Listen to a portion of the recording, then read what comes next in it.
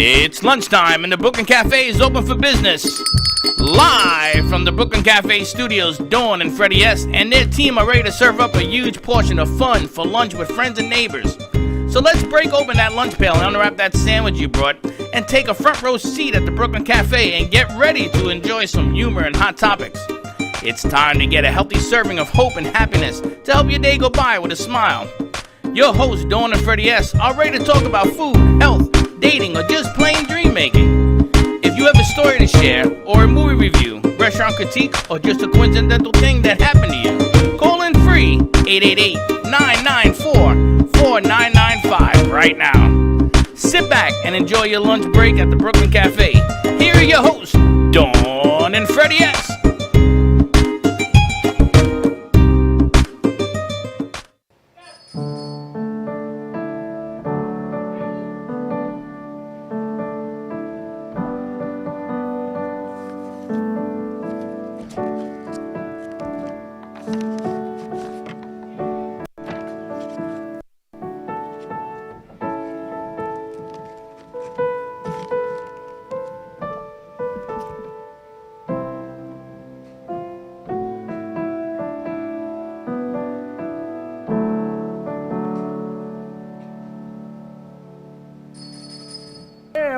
Welcome to the Brooklyn Cafe on a beautiful Monday, rainy, Teddy-soaked. I don't understand how we got Monday. all that storm from Teddy. I thought it was going out to sea. It doesn't know what it's doing. You have 5 storms out at sea, and they're hitting each other, ping-ponging each other. So now we got the surf, we got the wind, we got the rain. And there's another one in Texas today. It's going to dump 8 feet of water in Texas as well. It's like all over the place. They say it's the non-global warming that we're having. And I also heard the 2 sheets in the Arctic are melting. It's a good thing because I got to tell you, I'm moving to Colorado because Florida will be under 25 feet of water. Florida will be underwater. Yeah, I don't know who's on the TV, but who's ever running the TV, thank you for all of the fun things that we have going on. That is our love section with Ask Dear Abby. That would be happy hour for the kids. We have the cafe. We just keep growing and see what else keeps rolling out. I don't know. This has got to be Lenny because he's the only one with the psycho mind. There you go. Good job. Nice job, everyone. It's what's today? It's a Monday. It's Memory Monday. It's a New York State of Mind Monday. Did you know, by the way, Steve, that today happens to be National New York Day? Wow, out of all people, I think I should know that, but no, I did not. You and Freddie Don't feel bad. I never heard of that. No, me neither. They made it up. I did not. It's in there. 2000 But New Yorkers know that. in 2018, somebody started a 17. calendar. 2017. It's the National Registry of National Days. Today is National New York Day. What the hell does that mean? Okay, give me your money. I'm gonna give you a whole up. National New York Day. We got Steve-O in the house for National New York Day. We have got Natalie Dector joining us through VMix, and nice job, Dylan. So we're going to have Natalie on the show. We had a great BYOB with Bridget Hom and Christopher Prouty today, and he is hilarious, is all I can tell you. Within 30 seconds, he flipped the script on Bridget and started interviewing her. Really? Yep. Well, I gotta check that out. So it was pretty funny. So they did that. I call it kind of like online dating, but not really. Online flirting, sorry, was what it was. But no, it was really good on marketing and social media, and he's got a great following. So check that out on BYOB on Amp Media Productions.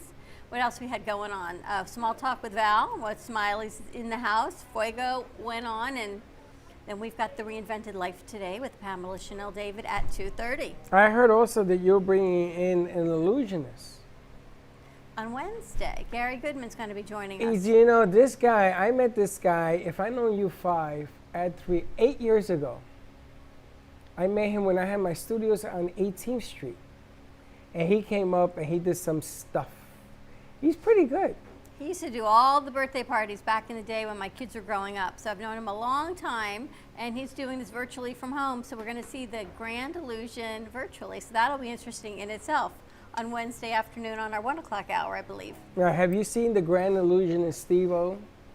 He now has a green screen. Have you ever seen when he does his mixing, his music mixing? Now it's like a game show. It's him and somebody else. There's a green screen in the back. All sorts of lights are going everywhere, right? That isn't your garage anymore, is it? No, it's in my daughter's bedroom. Remember what they used to say? I don't have a shine box anymore. I don't have a garage anymore. I'm in the bedroom. So you're in the with a green bedroom. screen. So what Yeah, is I got the, promoted. what is the table you're No on? wife beater. No He's wife actually in beater. air No, conditioning. believe we're on regular tables, but we got green covering everything So you got green to on make the tables. the to you make got the green illusion. everywhere. Yeah. And you're fully in the green. It must be hot as in that room. Yeah. Well, 'Cause we you got got we got we lights got in 3 there. fans on the AC, and it's still got a lot of equipment in there, but And you because you had to get a lot of light to get that. Have you seen it when he does I it? got to check that out. It is the funniest thing. I said, this guy, he looks like he's the pinball wizard. I'm like, holy smokes, look at this thing. and that's DJ Furious. He does all. I'm not a tech guy, so he does all the work. But he made us look like we're on a stage with a big screen behind us and a light show. And the light show, like he said, does look like a ping pong It does. thing going on. And That is very cool. It's all about the It's- presentation. it's all of about it. presentation. Yeah. And what is it that you and him, are you mixing, like a mixed battle, back and forth? No, so the cool thing, what we do is, and Knightley could help me out because he's a fellow DJ, but mixing 2 boards is pretty much easy. But mixing by ear of someone else takes a little skill to do. So we're not connected to each other. So we kind of like, Yeah. all right, I'm up. Yeah. And as he's playing out, I'm playing in, but I have to match his beat without being even plugged in to see what he's doing. So all we tell each other is what beats we're on. We're on 128 BPM. All right, 128. All right. And I put the speed at 128, but I had to sit there and catch by ear. So only DJs that watch us really know. I was thinking of you. I How we're watched doing this it. show yesterday on DJ Khaled and how far he's come and what he's done. He started in his garage, he was saying, in his garage in Orlando with his mom and dad going like, what the heck are you doing? And now he's got another album out and all his awards and everything. Yeah, and it's he's- just about, He's the top of the chain right now. he is the top. Yep. He was able to take his DJ career and mold it into what I'm trying to do right now, into Empire. That's what he does. He just literally he's like the distributor of the Empire now. He puts his name on it, and the artists get known, and they get sales. So that's the whole thing. That's what We the Best or like. We the that's best. what I mean. made That's me all he think of does. You. He says doesn't he do wakes anything. up He every just morning and he looks in he's the like, mirror and he says, we the best. I'm the best. Just like in West Palm Beach, like West Palm Beach, when you come to the DJ scene, it's run by promoters. So DJ Khaled is basically a promoter now. That's what he's doing, which is smart. Good Well, marketing. it goes back to our day, Fred, because even back home, we had Kid Capri, we had Ron G, we had different DJs that stood up from the pack and became promoters. And that's what makes them different, than what we do. It's funny because now that phase 2, hopefully phase 3 next, now that it's phasing up, in the day, what you're talking about is what made Madonna, right? Babyface made Madonna. They used to take artists and make them who you see today. Came out of this whole block of style. My question here is, how do you get it so that people can hear it away from social media? Because social media is cracking down on it now. Well, So how that's, do you do we it? were just having this conversation. I mean, come October 1st, Facebook is threatening to shut down DJ profiles Yeah. And that go eliminate live and eliminate them, period, altogether. So, we're in panic mode a little bit. That one's on. That's on Mark Zuckerberg because all you have to do is get the proper licenses for Facebook, Right. and then we can stream live just like on Twitch or anything else. But because of that, we get shut down by Sony Music, UNG, all the big labels shut us down. Not really Facebook. There's one site called Mixcloud that's actually out now. Yeah. That actually you do pay a month, but that monthly fee is because they hold the proper licensing to play the music. So we might have to move all our business over to It's moving the Mixcloud. traffic that direction, but that's the hardest part. It's more of a community-based thing to move the traffic that way. Like that's what I was doing too, in the beginning. I actually that's why I haven't went live in a while because the whole Facebook thing was depressing. Like you'll be on there and you'll shut down. Well, then I went over to Twitch one Yeah, night, and then Twitch. and all my followers came over. I had a huge night, and then the next time I went over, Twitch is having the same thing with the Same problem. copyrights. You see, what it is that, and we've been doing this for years, telling people, let's say you write a song, and you gave it to him, and he's Sony. You've given up your right.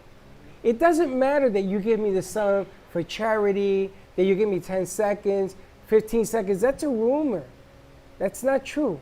You don't own it anymore. Sony does, because they're the ones that make the money to distribute it. And every time Sony plays that song one time, you get a royalty. 90% Sony, 10% artists. In the day, the artist didn't get any royalties. Except, okay, fun fact, except for Prince. He was the only one. Now, yes. Prince, I don't know if you guys know this, but real quick story about Prince is, he wrote all his material. No one ever helped him. When Warner Brothers picked him up, okay, they owned the name Prince. When he wanted out of his contract, they said, well, you still got 2 more years left. We're not going to sit there and release your name. So I don't know if you remember, but remember he wrote slave on his face? Yeah. And he became a symbol? That's why. He was writing underneath the changed his ghost name. name for 2 years until he got his name back. The artist formerly known as Prince. Remember that? I And always it was- wondered why. It was Yeah. all the political stuff on there. So what's happening now is Zuckerberg, whatever his name is from Facebook, he got slapped around by European market and the U.S. billions of dollars in fines. Yeah, that's true. And he don't want to pay no more fines. He don't even want to talk about music no more. So now it's if you're using the Facebook product. And the word product means anything that has to do with Facebook. Instagram, Anything. WhatsApp. They don't want music on it. But instead of paying the fines, pay the licensing. Doesn't that make any But sense? the problem is that Sony ain't going to give it up because Sony says, listen, this is what I do for a living. Every time that song plays for 3 seconds, I get paid a royalty by whoever's playing it. So it doesn't matter if the artist gives you permission to use it, Sony will shut you down. So you're going to have to be more creative. You know, it's funny having this conversation because I think on Wednesday, whatchamacallit is coming from The Voice. Laura Vivas? Laura Vivas. How many people you got coming out? I got a whole Wednesday? bunch. I got a whole truck full of people. You gotta let me know I who you got don't coming know because nothing. you know what happens? They always What say- happens is Friday happens again. I'm going to put Karen's back there. What happens again is what Friday happens. Is a whole and lot then of no people. one knows what's going on. But we Okay. actually we've got Natalie Dector on the line. And Dylan found a guest, and I don't want to keep her. She's been on the line for like a half hour already waiting for us to bring her in. Okay. You guys are going to hang with us for a little bit? Yes. Dylan, you got a mic? Nope, take the one off. Leave that. Dylan, take the one off the piano. And we're going to let you introduce Natalie. Dylan's been working really hard being an offsite producer, and he finds guests, and he's got a theme to kind of his careful! There you go. That's what happens when you send them over there. Safe. Save. That was a Dylan. Why would you send him to go get a mic? Because he needed a mic. Give him, there are 3 or 4 mics here. I There's don't one know where missing. the other mics are. What? It's underneath his That bag. mic needs to stay there for Lenny. No, I told him to take a mic. Anyway, I'm wondering where the 4th mic is. Probably under his bag. And there you have it. Anyway, Dylan has a theme of his guests are always beautiful and have a theme of race cars and driving and beautiful women is all I can tell On you. the piano. So why don't we do this? Why don't we go to commercial break? And when we come Slick, back, let's take a break. we're going to have Natalie join us. So Natalie, hang tight. And more with Steve-O and the unemployment guys. So stay tuned. And we'll be right back. Introducing Black Tie Liquors, your one-stop shop for wine and spirit needs. Whether you're looking for an ice-cold pack of summer brews or just to grab your favorite bottle of Scotch whiskey, Black Tie Liquors has you covered. Come choose from a wide selection of beers, wines, spirits, or liqueurs. Or if you're in the mood, feel free to grab one of our fresh cigars. Stop by Black Tie Liquors today, located on 5970 South Jog Road, Lake Worth, Florida. Or give them a call at 561-968-0988. Amy Minty combines the hilarity of For Better or Money, the eroticism of For Love or Sanity, the mystique of For Sink or Swim, and the suspense of For Sex or Revenge, making her 5th novel, For Strip or Gamble, her best to date. Get your copy at amyminty.com or amazon.com. Get yours now. The way you live your life says a lot about you.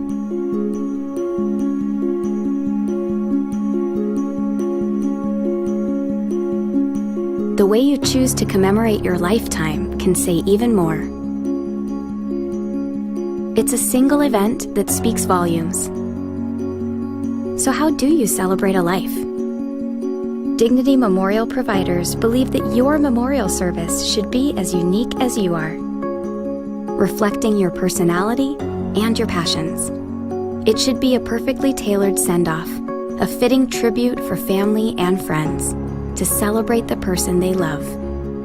We're professionals at catering to your every need, right down to the catering. In fact, no detail is too small. So when it comes time for a fitting tribute, we'll see that your final wishes are beautifully fulfilled. It's what Dignity Memorial providers are known for. And why you should rely on us to see that your life is well celebrated.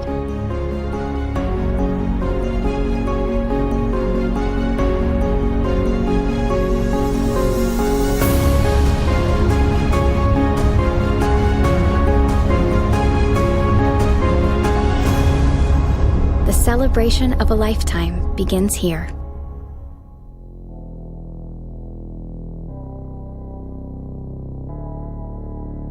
You've been watching the Brooklyn Cafe Show. Join us each day and after hours as we talk about the hot topics to open the conversations and share a few laughs. Now, back to Dawn and Freddie S.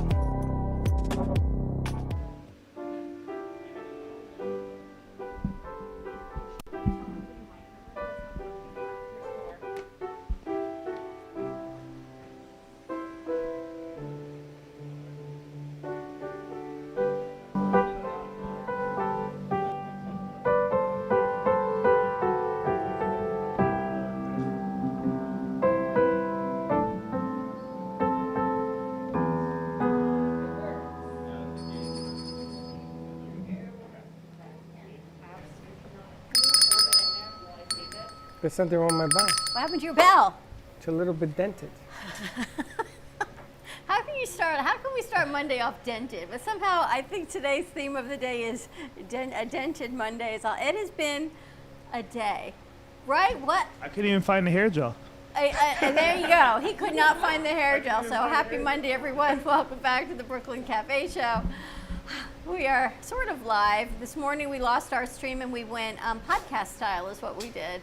I don't know, everything kind of just shut down and we ended up audio and kept streaming until we had to shut everything down. You could not find your hair gel. My daughter had a flat tire. It has been one of those Mondays is all I can tell you. I shall remain quiet. You gotta figure this whole thing out, Magic I gotta Man. figure out nothing.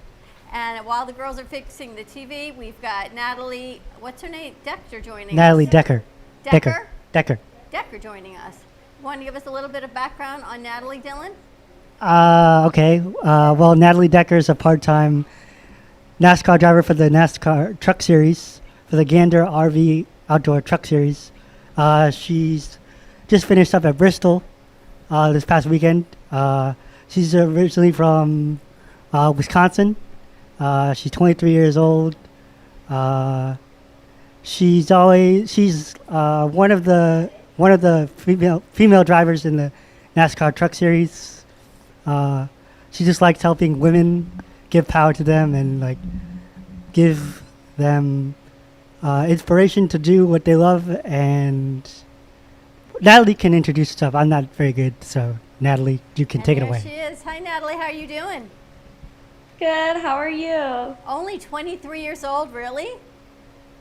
Yes, I just turned 23 in June. Oh my gosh, that's unbelievable. It's going to be interesting how we're going to do this. Girls, you got to stop with that TV because we have no feed on this TV. Oh, lovely. So, Lovely. there you go. Perfect. What made you get into this whole racing, car, trucks? Actually, one of our other producers said, doesn't she have something to do with trucks? I'm like, no, but you are. Yeah, so I grew up in Wisconsin, like you said, and my dad and all his brothers, they race snowmobiles. So I really fell in love with the motorsports industry through my father and all of his brothers. But I knew I didn't want to race snowmobiles, and when I was young and hanging out with my dad, he always had the NASCAR race on.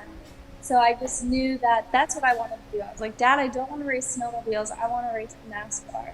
He thought I was crazy, but he has helped me so much throughout my whole career. He's always been there, and so is my mom. And I got into racing when I was 9, actually. So I started at go-karts when I was 9, and then I slowly worked my way all the way up through all the levels of racing. And now we're at the lowest level in NASCAR. So it goes Cup Series, Xfinity, and then the Truck Series. So I'm in the Truck Series. Started racing when you were 9? Yeah, I started racing go-karts when I was 9 and full-size stock cars when I was 12. I didn't even know how to use a clutch or shift or anything, and my dad just like threw me into my first race. He's like, "Oh, you'll figure it out once you get out there." Yeah, because so many people know how to use a clutch when they're 12. Yeah. Maybe I'll use it now. I don't know, but In New York, we used to build go-karts, remember that? And I stopped because I didn't know how to put tires on my go-kart. It's not as easy as it sounds. it's got to be really hard. So we built I the think box, The little rascals. and we tried to get tires, and I tried every tire. So we used to go to, when you push the baby in the cart, those tires, we put that on there. It was the wrong weight. It was ridiculous. We gave up. Like, can you imagine?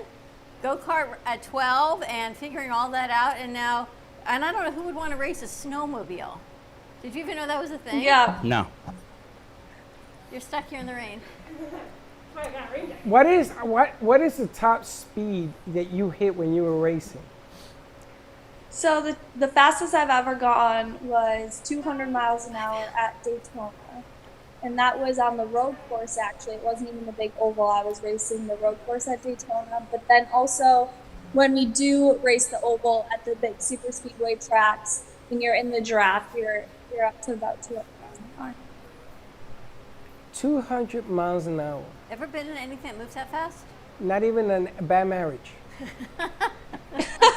They don't go fast at all. You'll be surprised. Let me ask you, when you would drive, were you in a round track, an oval? Yeah. Yeah, And I race. What was that? So when you were driving in an oval track and you're going at those speeds, do you use both feet? Yes, yeah. So actually, when you're in the draft and you're lined up pushing another car, sometimes you'll get like a run, and because they're pushing the air, so you don't have any air on your nose, so you can go faster. And sometimes you'll get like a really good run, and you'll be faster than them, and you'll want to push them to make your line go faster, but sometimes it's at the wrong spot in the racetrack, and you have to use your brake with your left foot to slow yourself down so you don't hit them too hard or push them at the wrong spot on the racetrack. I mean, it is so cool. I never thought of it as I shouldn't even say this because you're Ask going to yell her how at hard me. does As it get a in there? female sport, like you would Yeah, wanna here we go do again. this. Here we go again with the female fan. Listen, you get in that bad boy. I don't care if you're a male or female or chimpanzee. You got to be good. Don't you get? Didn't your parents worry about you in your life when you started racing? You think, oh my gosh, 200 miles an hour. I got nervous just when my kids started to learn to drive in the city of Boca, let alone on a track. Yeah, my mom was definitely very nervous. Every lap that I would go, she'd always like do this and pray every lap. That's why she has a thumbprint here and here and here and here. Let me I ask can't you, imagine. is it true you guys tap each other around one of these bad boys all the time? Yeah. Yes. If you're in the draft, yeah, you'll definitely hit their bumper. Sure. When you're short track racing, you'll hit their bumper to move them out of the way. Definitely lots of bumping and banging. They tap. They hit each other. How hot does it get in that cockpit? Very hot. So hot. So whatever temperature it is outside, it's about 40 degrees hotter inside the car. 40 So this weekend we'll be degrees. racing in Vegas, and it's going to be 90 degrees at Vegas, so it'll be about 40 degrees hotter inside the race car. And the amazing thing is 40 degrees more. So you go in there, you got to have a little weight on you, because when you come out, how much weight, how many pounds can you lose in a race? So they've actually done a lot of testing on drivers with how made it much worse? water weight they lose and stuff like that, and you'll lose from about 5 to 10 pounds of water weight each race. Oh my gosh, that's insane. 10? Yep. 5 to 10. And I'm gonna tell you, if you're a Yeah. guy like me and you, we'll lose 20 pounds. I was gonna say I'll go racing now. You lose. It gets like an oven. I'll in just there. sit in the passenger seat. And there's no AC in there, right? What was that? There's no air conditioning. No, well, we do have an air vent that hooks up to our helmet, and it pulls air from outside, and then blows it onto your face so you get fresh air, because there's a lot of things that can happen with carbon monoxide and other things in the air that you don't want to breathe. So we do get fresh air to our head, but there's not like air conditioning like the motorsports are. Yeah, but you got a helmet on, you got a fire suit on, you have an undercoating on, you got booties and gloves on. I don't care if you're in a refrigerator. Just wearing the getup must be like ferociously hot. It is, yeah. You have to train a lot and be physically fit to be a race car driver. That's for sure. And those tracks, that track, is it true that the track is kind of sticky like the tires? Yeah, so that's true. The tires, when it gets hot out and when you're racing around the track, the tire will leave rubber down on the track and it gets sticky. Sometimes rubber will lay down and then it can get really hot out from the sun and then it'll actually get slippery. But yeah, it definitely gets sticky. You can feel it when you walk with your shoes out on the track. Your shoes will actually stick to the bottom of the race car. That's right. I used to hang out at the Meadowlands Grand Prix. Remember the Meadowlands? They used to have the Grand Prix that went all over the place. I used to hang out at the Meadowlands Grand Prix, and I could not believe, I stayed there the whole day. The tires, they heat them up. They sort of drive like this to heat them up. Your hand will get stuck on the tire. Yeah. The tire in the car with the wind resistance, it goes lower to the ground. Yeah. I can't believe how you can react so fast, and the curve is on a bank when they're going this way. When they go around, it's a different animal. How do you know which direction to go? You see the Grand Prix, how do they know? How do you know, okay, hairpin 6, let me hit the clutch and bring the speed down. Then they go real fast. How do you do that at 198, 200 miles an hour? Well, road racing is definitely a lot different than oval racing, especially if you're new to a course and you've never been there. Yeah, you get lost for a couple laps. You're like, I don't know where I'm at or what I'm doing or what comes up next. But oval racing, all you do is turn left. There's only 4 corners, so you always know where you're at. But definitely when you're road racing, you get lost. It's a track. You turn left. So is your career, are you done with the racing or are you still racing? I'm still racing. We have our next race is this Friday in Vegas. So the race will be Friday night. Where's Vegas? Vegas. Oh, in Vegas. It's a new city. New city. Vegas is coming back. Are there more and more women getting on the track? Because we have a few people that we talk to. We want to bring more women from the track and pits and stuff like that. More women getting involved in racing now? Oh, yeah, for sure. There's more women in the sport now than there ever has been. And there's a lot of young females, girls racing like locally, even involved in other motorsports other than stock car racing dirt bikes or dirt cars or 4-wheelers and things like that. There's so much girls right now involved, and that will slowly start involving them coming into the NASCAR series if that's their goal. But there is a lot of females right now, even involved outside of driving. There's a lot of females working in the shop or behind the scenes with the business part of racing. There's a lot of females. We had Rachel Alfonso in the studio last week, and she used to race, and she wrote a book called And these are small women. What Cars Say. Yeah. How tall are you? I'm 5'1". Yeah. Small. Now, is it in horse racing, the weight of the jockey makes a difference, right? You look Yeah. at the weight of the jockey. Does it make a difference in car racing? It does. Wow. It depends on what class you're racing or what you're racing.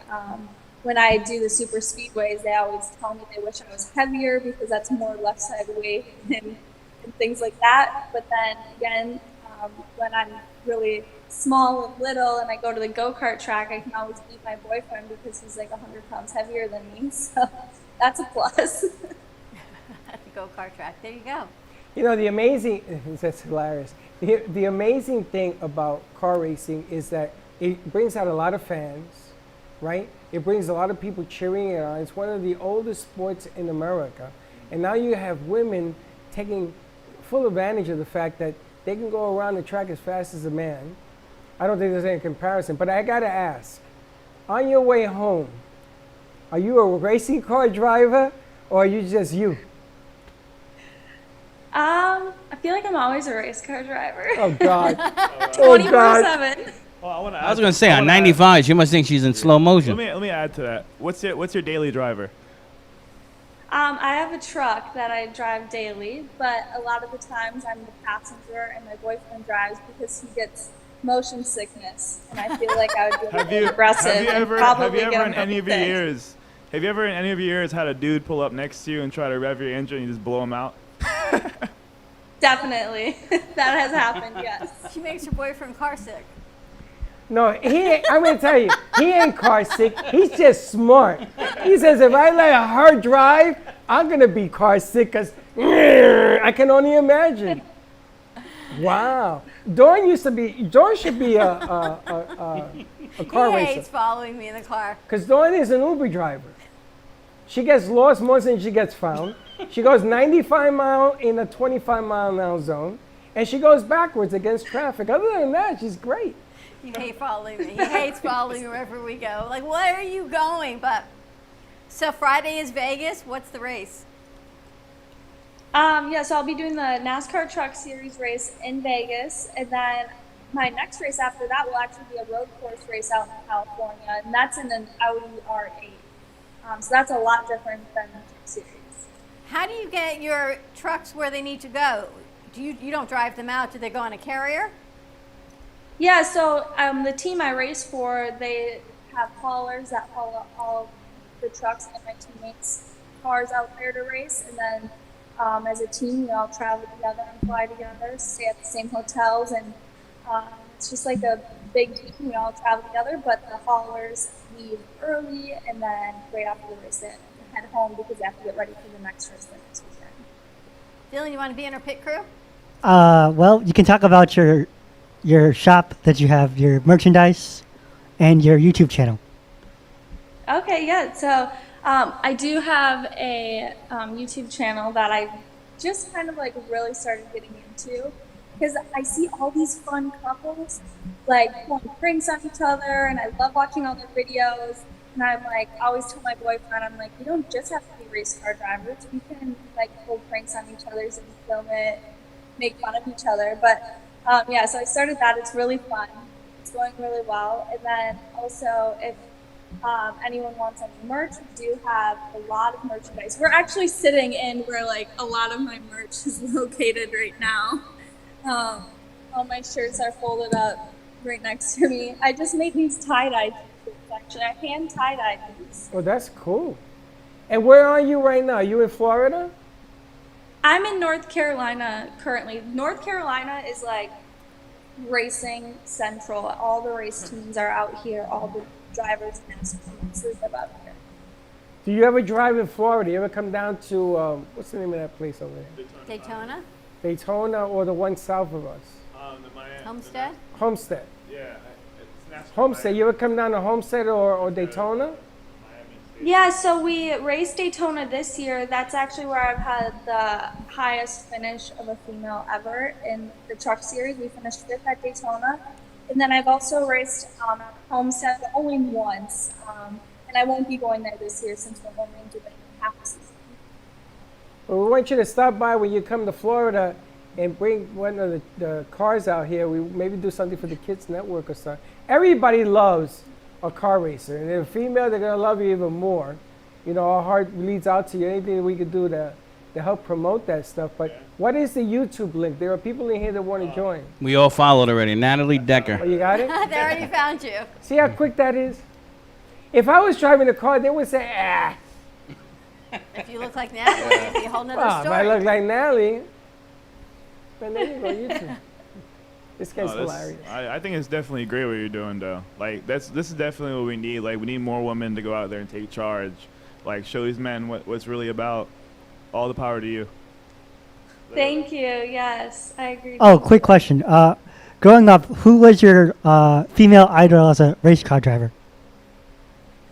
Well, definitely Danica Patrick. She was just transforming into NASCAR, and our families actually have a crazy connection. Her dad raced snowmobiles against my dad, and then her mom worked on my aunt's team because my aunt raced snowmobiles, and my aunt set her parents up on a blind date, and then they fell in love and got married and had babies. And Danica's middle name is Sue after my aunt Sue.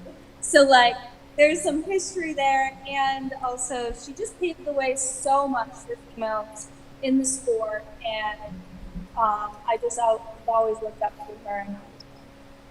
Wow. Unbelievable. Thank you so much for joining us. Good luck on Friday. Stay safe. Oh my gosh, we'll have to follow you and see Yeah, how we're going to be everything's watching. going. Yeah, I want to see that. For sure. Yeah, thank you so much for having me. It was a pleasure, Dylan. Nice job. Thank you, Natalie. See Check you it out, around. Natalie. Yeah. Where did you all find her? On social media, Instagram? On YouTube. On YouTube. Natalie Decker. Check it out. Friday, Vegas. Vegas is open. Vegas is open, baby. Nice job, Nelly. All right, we're going to take a commercial break. When we come back, we got Steve-O and the unemployment guy. In One singular. guy. One guy. Half the truck. Stay tuned. We'll be right back. Sexy, seductive, and beautiful. You know, it's funny. Looking for a professional and talented photographer? Danielle Boujon specializes in capturing flirtatious and tasteful images for yourself or your partner. Located in South Florida, Danielle really knows how to bring out your inner beauty on a shoot. Visit her website at www.daniellebuljan.com or call her at 561-305-2241 to capture your most desirable moments. Hi friends, it's Bree and Ali from Kids and Capes. Tune in Saturday mornings on the Brooklyn Cafe Kids Television Network at 10 o'clock, where we share fun and ideas. And remember, peace, love, and kindness. Healing Moments Wellness Boutique specializes in integrating scientific and ancient therapies to relieve physical, emotional, and psychological distress. Through the power of touch, coaching, and meditation, clients experience pain relief, relaxation, healing, and detoxification. Contact Healing Moments Wellness Boutique at 561-931-2187 and experience Boca Raton's Healing Haven. Enjoy the benefits of an individualized treatment plan to help find your feelings of peace, complete balance, and wellness. Call Healing Moments today, 561-931-2187, and be rejuvenated.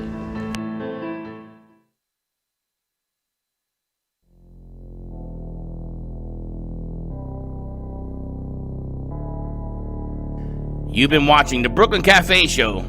Join us each day and after hours as we talk about the hot topics to open the conversations and share a few laughs. Now, back to Dawn and Freddie S.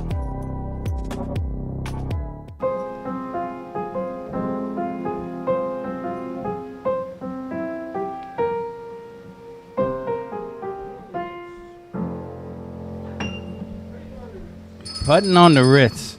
What movie is that from? Wow, listen to that. He's way too young to know that. Where's it from? Young Frankenstein.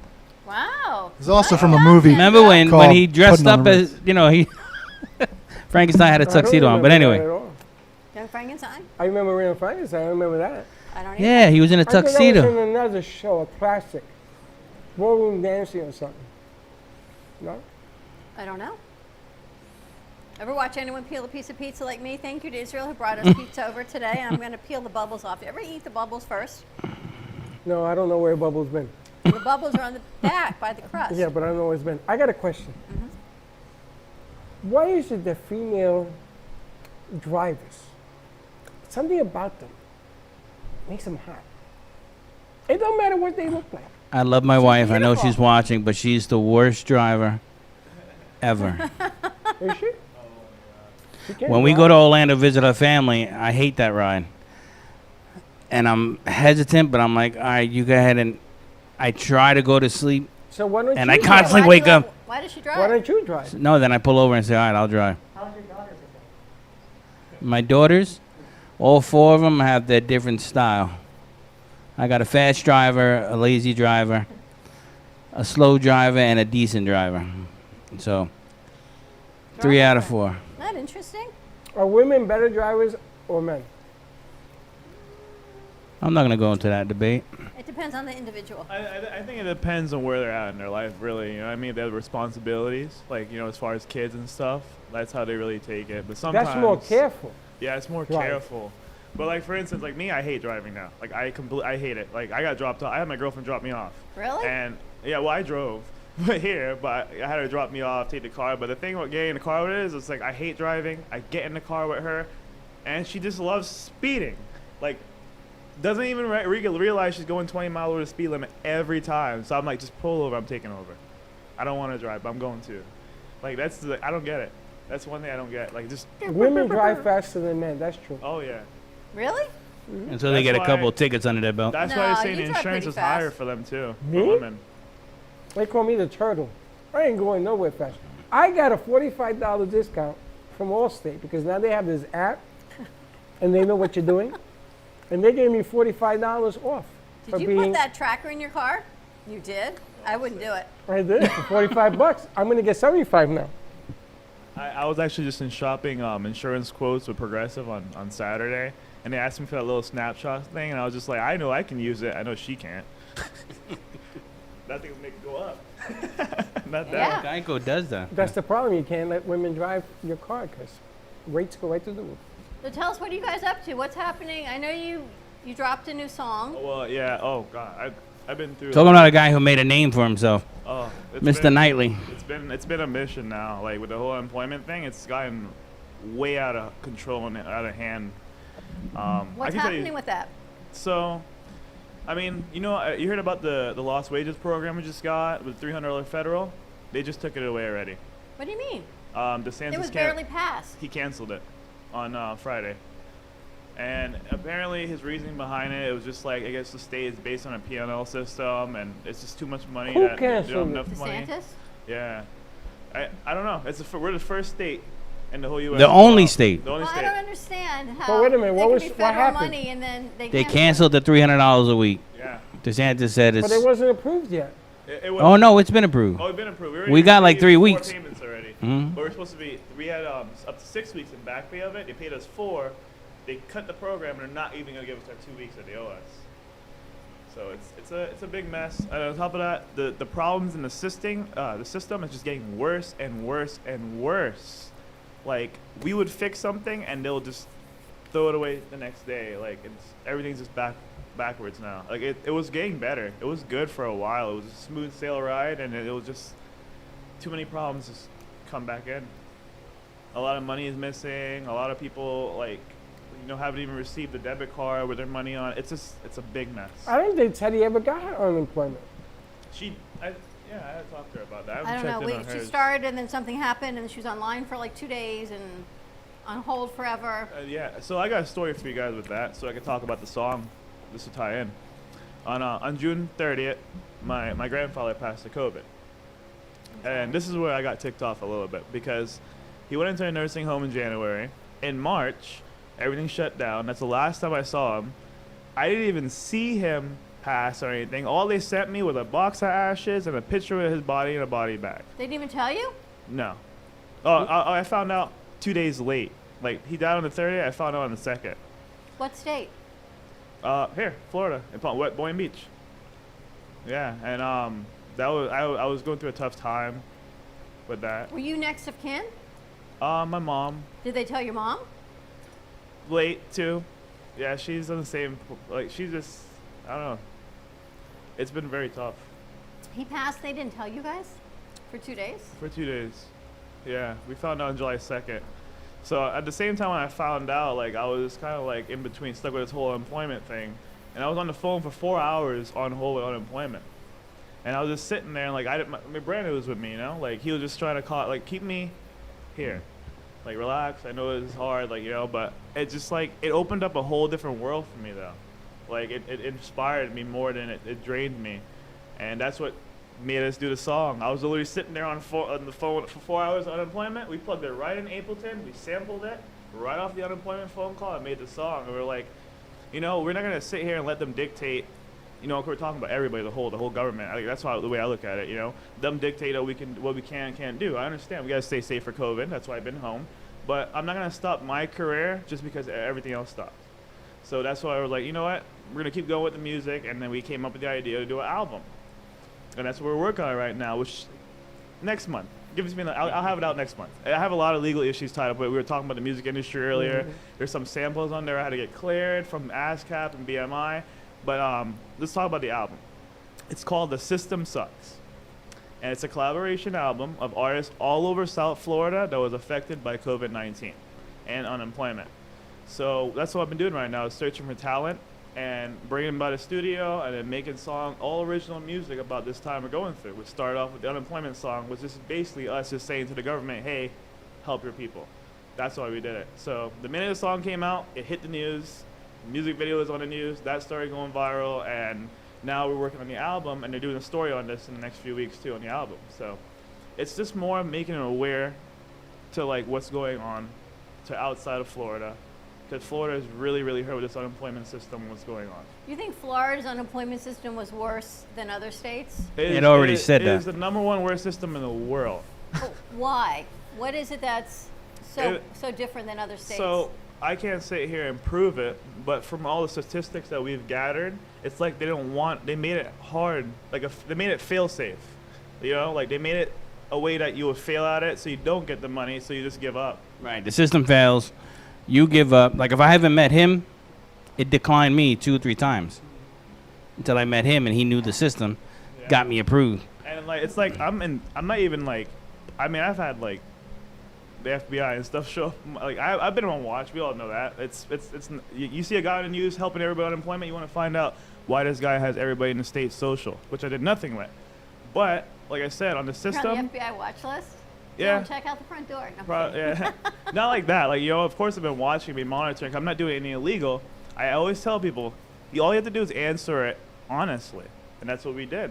Yep. And it's just a really smooth sailing from there. But now it's just like the system is so backed up. It takes forever. So, Steve, have you gotten your unemployment? Yeah, but I'm owed 3 or 4 weeks back pay. Well, let me tell you, on Channel 12, they had a couple when this thing started, and then recently, and they got them $13,000 back pay. It's at 16 right now. Yeah. And the reason that they did it was because Channel 12 called, and they stayed on the line for over 16 hours. It fell, and they went back. It fell, and went. And that's the only reason is because 2 couples, and they went with them through the news because they wanted to see if it worked. But let me ask you a real strange question. We're probably going to get knocked off of Facebook. But unemployment was meant to assist everybody who is struggling, correct? So if you're making more money on unemployment than you did when you were working, you don't think somebody's going to hit a button and say, whoa, wait a minute. This is ridiculous. Yeah, that's what they're doing now. See, here's what I developed from statistics. So the system was based originally for W-2 people. It was never meant for me and him, like right. 1099, gig workers, everything. When all this started, so the W-2 people were getting through like, you know, right away. Like my girlfriend got away like same day. Right. And they had to come up with the pandemic program, which they did on March 29th, in order for us to ask for everybody to qualify. So everyone qualifies for it now, because they couldn't sit there and pinpoint, okay, you made $10,000, you made $50 last year, you did this, because we're all working basically, you want to say under the table at some points, which is fine. But that's what they couldn't pinpoint. So they did with the gig workers, they gave everybody a solid 125. Like, you know, that's what everybody's get, that's what me and him get. And then they gave like everybody else determination like on wages from their W-2 jobs between like $100 and $275. So that's what fluctuates. So the gig workers, we get just a flat rate. That's it. So I look at it like, the way I look at it, because a lot of people complain about this on the phone every day, is be grateful you at least got something. Because right now everybody's fighting for this, and a lot of people still haven't got it. I've been working with a lot of families and helping with the food drives too. And I have families that their applications are so stuck that I'm having a tough time fixing them. One lady has 4 kids and she lost everything, her car, like the youngest son has leukemia. He's 3 years old. Like I just been back and forth with her trying to help and deliver food. And that was the one we were trying to do this show for. Yeah, and But there's way more. How is it that the system can work for here and not work for here and work for here? And it's the same system allegedly, right? I know guys that were making $300 a week. Now I'm making $1,200 a week because of everything that happened on the other side. They don't think there's anything wrong with the system because they're making the money. Yeah. But how is it that the system works for 1 and it doesn't work for 10? It's the same system. It's the same system. Say like whenever I fill out a system, the chance of you getting like approval is like 95% with me. Like 95, like we're between that range. I almost never fail when I do this for somebody. The thing is, I'm just one person out of the millions of people in Florida, and that's what's tough right now. Like I don't have the phone on me, but if I did bring it, it's at home just ringing off the hook right now, still, and people are just begging me, and it's just hard to get to everybody. So I started a Zoom call Tuesday and Thursdays where they can log into, and I'll show them right then and there live, all for free. Wow. So first come, first serve, and I'm still having trouble promoting that. And the biggest department I think that got hit is the service industry because, to your point where you had said, people, oh, you're making more money now with unemployment than you were working. That honestly is not the case with people like me and him. Correct. We make, if I do 2 or 3 gigs on a weekend, that's about $3,000. And in your So I'm business, going from $3,000 a week Yeah. to $600 a week. Yeah, but it's in a your huge business, cut. you're not doing gigs because you couldn't get out. Well, right. That's So that's a now whole different that I animal. can't do anything because of the venues being closed. No one's having parties. We're going to be the last ones to go to work. So now we're not making more on unemployment. We're barely getting by with the 600. Now they cut it to 3, and now they're releasing the fact that now the 3 is going away. So now we're not getting anything. I didn't know they approved the 3. Who approved it? They approved it a while ago. Yeah, Trump approved it early August. So let me explain how that works. So I get so many questions about this, so I want to explain this part. So the Democrats and the Republicans couldn't agree on a stimulus package. 3 and 6, correct. Right? So Trump just went ahead and just signed the $400 executive order because they weren't doing nothing and people were hurting. Now, a lot of people we know are against Trump. Like I always say, like I don't get into that politics stuff, but I do believe in the man as a businessman. And he signed his executive order for the evictions to be closed up for the end of the year, all this, and they're not following through with it. Like the states had to activate individually. Some states did get 400, not 3. But us, like DeSantis, what it was supposed to be, he told DeSantis add an extra $100 on the unemployment. Instead of getting 125, you get 225, and then give him 300. See, that would have been extra 400. He didn't even want to do that. But people were getting so riled up and making noise that he went ahead and signed the 300 order and just let it go. So what happened is Trump basically upset the House, and they all went on vacation. That's why he did the order, to give us something to hold through until, which we still got it late. And they're coming back now. So they are working on a stimulus package. Now they're working together on a stimulus package, and I'm hoping that maybe that will be our new rescue going forward to the end of the year. But in the meantime, we're not getting anything. Yeah. But hold on a second, hold on. You're talking about the Trump 300 that he says send forward. That's federal money. Mm-hmm. The state does not have to pay that because that's not state money. Yep.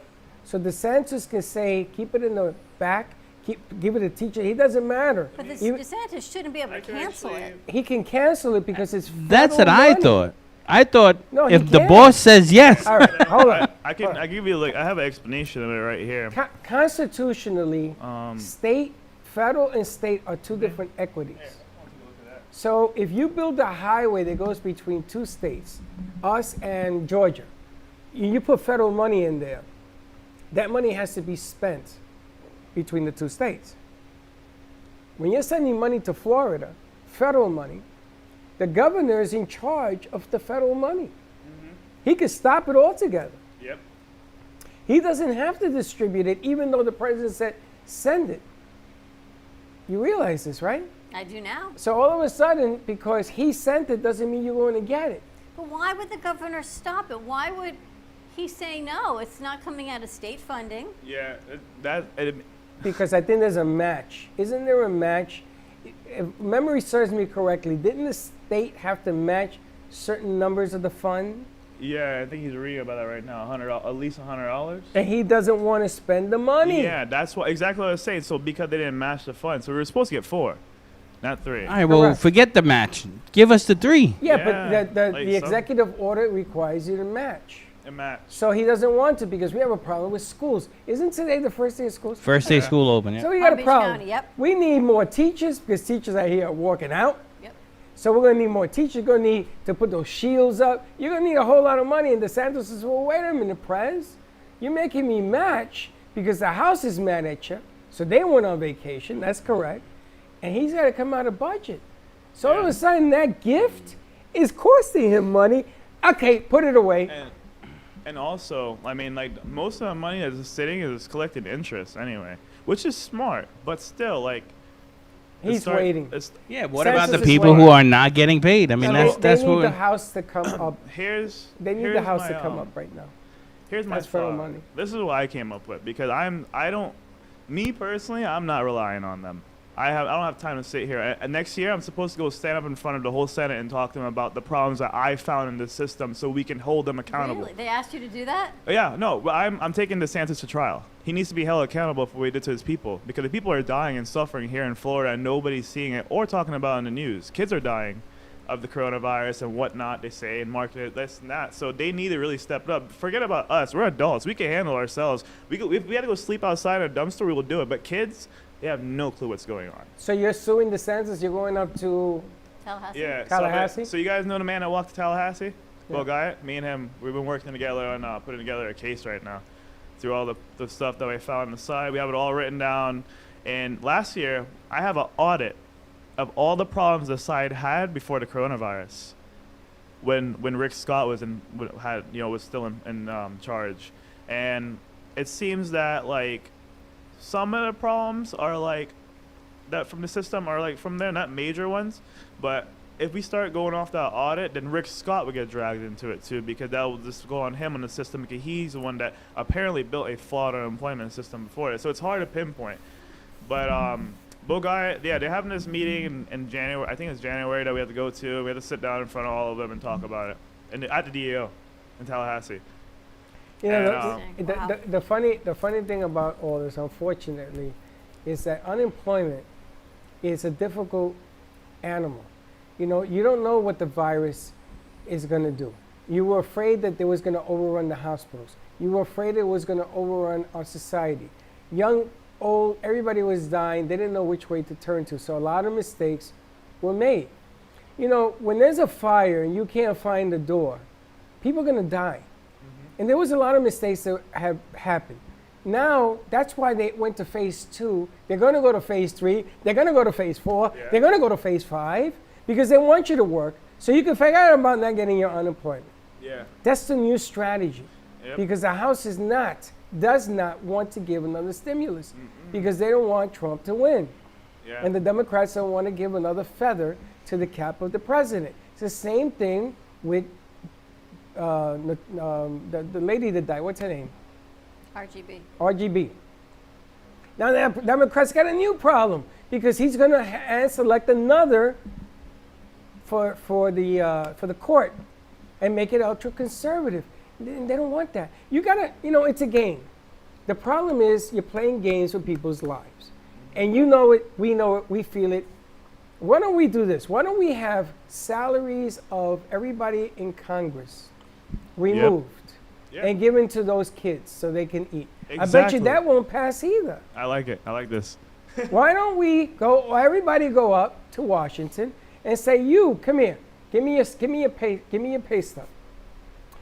Allocate the money. Now, you can't do that with the president because he doesn't take a salary. You know, Trump doesn't take a salary. Yeah. He doesn't take one. But everybody else does. Remove the money for the next 7 years. Not one day. The next 7 years, you're going to work for free. Yeah. And watch what happens. Yeah. And the game will change. Because this is about power. This is about money. This is why I think about, they say that women were discriminated against and they don't get the vote and they don't get the. This is not about that. This is about money. It's about power. It's about the NFL being the largest not-for-profit in the world. Well, right now it's about survival because how many people Is it? can't. Yeah. Is how many it? people can't feed their children? Is it? Yeah. Because you know something, before the pandemic, Steve-O, 5 years ago when I had the Brooklyn Cafe show, I got a phone call from family in Pennsylvania living in cars. And there were children living in that car. And nobody gave a crap that day either. Is it about survival? Or it's always been about survival? It's always been. The system was broken. The pandemic shows is broken. And all we think about is going back to the way it used to be, which is broken. Okay? Ain't nobody looking to fix the broke. Yeah, nobody. But that's why I came up with my own plan. Like, I'm not relying on them, like, for this money or anything. That's why I came up with a perfect idea from the album. I want to donate 50% of my sales back into Florida. All right, we're going to go to From the commercial album. break. When we come back, let's hear about what you guys are doing now going forward. Because, right, Yep. the system is broken. We got to find a way. We have to keep going. Otherwise, we give up. And that's not an option. So let's see how you're going to keep going as well. Give us a call, 888-9944-995, Studio A. We're going to take a quick commercial break, and we will be right back. At Carmen Care Advanced Laser Therapy, our professional team specializes in finding the best alternative laser therapy treatments for your painful conditions. Do you suffer with chronic pain, a post-traumatic injury, or simply looking for the benefits of cell rejuvenation to the skin? Schedule a consultation today to understand how photobiomodulation can help reduce your symptoms, reduce or even eliminate pain. Give us a call today, 561-405-9577. We focus on treating you who has a disease, not a disease that defines who you are. Contact Carmen Care Laser Therapy today, 561-405-9577 or carmencarelaser.com.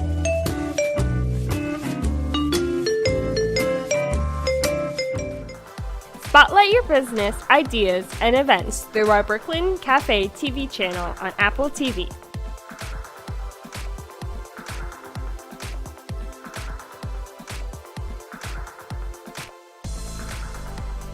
Contact us at 888-224-5422 for more information. Let the whole town, even the whole country, know your message with a click of a button.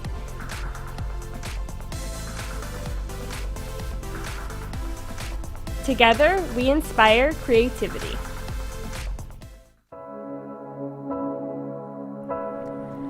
Kids for Kids Ministry. The vision is to see children in Haiti emerge from extreme poverty into an extraordinary destiny in Christ. The problem is the orphans in Haiti lack clean water to drink and food sustainability. These children need art-integrated education, medical needs, shoes, clothes, a lunch program, and teacher salary aid. The mission is to sponsor local leaders in Haiti to support them in the care of orphans and vulnerable children.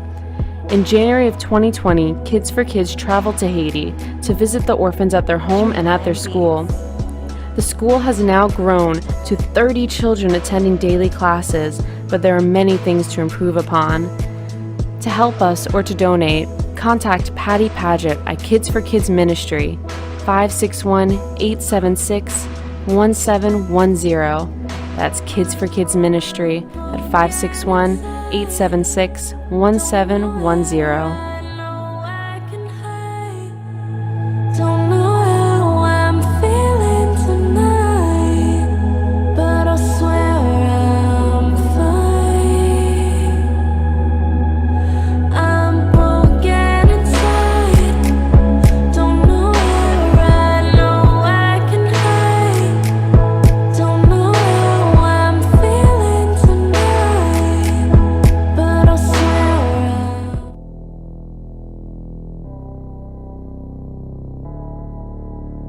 You've been watching the Brooklyn Cafe Show.